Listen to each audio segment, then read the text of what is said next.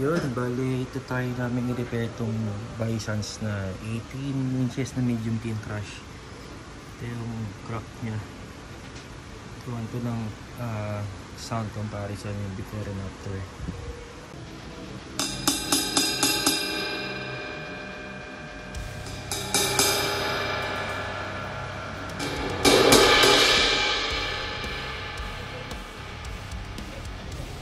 Bali gamit lang tayo ng pencil grinder pang cut dun sa crack. Bali tulad ng ibang mga YouTube tutorials, lagyan mo lang ng bark yung ikakat mo. So ayun yung parang pinakamaliit na cut na magagawa natin.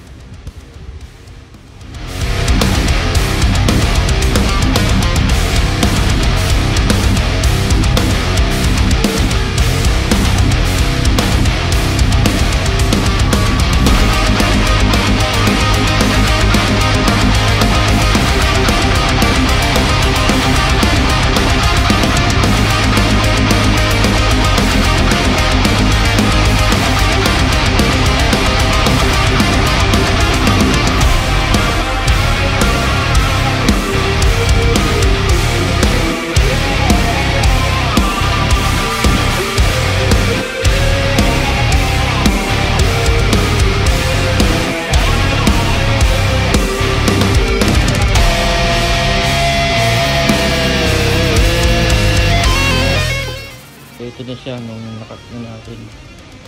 Medyo nakakinaing na bawas pero para mapakinabangan ito.